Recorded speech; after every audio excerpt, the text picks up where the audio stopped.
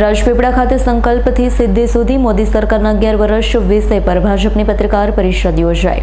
સંકલ્પથી સિદ્ધિ સુધી મોદી સરકારના 11 વર્ષ વિષય પર નર્મદા જિલ્લા કક્ષાએ દંડક બાળકૃષ્ણ શુક્લ તથા ડોક્ટર અનિલભાઈ પટેલની ઉપસ્થિતિમાં કમલમ નર્મદા રાજપીપળા ખાતે પત્રકાર પરિષદ યોજાઈ હતી। ખાસ ઉપસ્થિત જિલ્લા પ્રમુખ નીલરાવ, सांसद मनसुखभाई वसावा, धारासभ्य डॉक्टर दर्शनाबेन देशमुख, नर्मदा सुगરના चेरमेन पूर्व प्रमुख घनश्याम पटेल, पूर्व धारासभ्य शब्द शरण तडवी, हर्षद वसावा उपस्थित રહ્યા છે। पत्रकार परिषद बाद सांजे 7 કલાકે हरसिद्धि माताजीना केम्पसમાં विकसित भारत पर प्रदर्शनની ખુલ્લી મૂકવામાં આવી।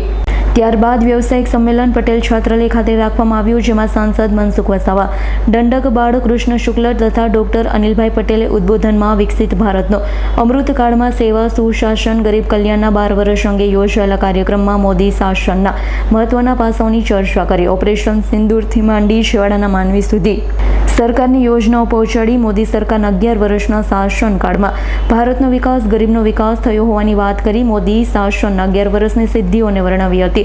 વિશ્વ કક્ષાના અનેક પ્રોજેક્ટો આપી નરેન્દ્રભાઈ મોદીએ ગુજરાતને ગૌરવ અપાવ્યું હોવાનું ડોક્ટર અનિલભાઈ પટેલે જણાવ્યું છે। નર્મદા યોજના અને નર્મદા ડેમના દરવાજાની મંજૂરી માટે ગુજરાતની જનતા નરેન્દ્રભાઈ મોદીને ક્યારેય ભૂલી શકાશે નહીં। સાંસદ મનસુખભાઈ વસાવાએ જણાવ્યું છે તો આયુષ્માન ભારતમાં મફતમાં 10 લાખની કેશલેસ સારવારે ગરીબ મધ્યમ વર્ગનો સૌથી મોટો સથવારો અને હાશકારો છે।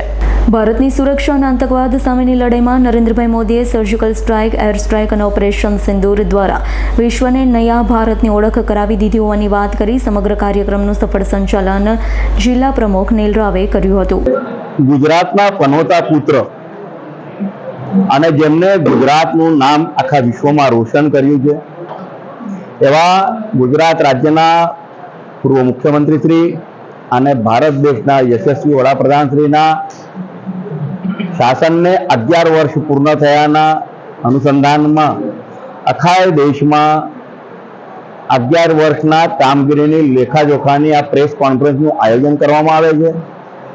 તે જ પ્રકારે આજે રાજપીપળા જિલ્લામાં આ પ્રેસ કોન્ફરન્સનું આયોજન હતું, જે પ્રેસ કોન્ફરન્સમાં અમારા પ્રદેશના નેતા ડોક્ટર અનિલભાઈ, આ જ વિસ્તારના લોકપ્રિય અને ભારતીય જનતા પાર્ટીના સિનિયર નેતા સાંસદ શ્રી મનસુખભાઈ વસાવા સાહેબ, ધારાસભ્ય શ્રીમતી દર્શનાબેન,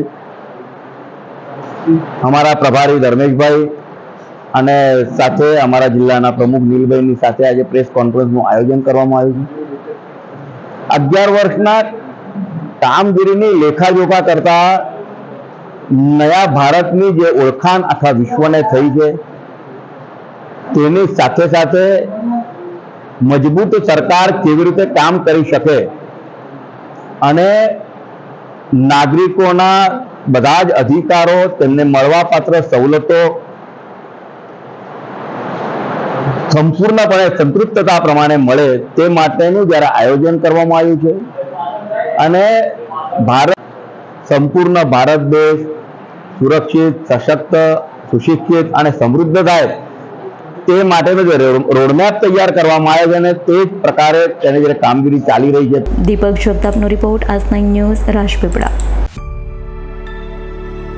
અમારી તમામ માહિતીથી અપડેટ રહેવા માટે જોડાયેલા રહો S9 ન્યૂઝ સાથે।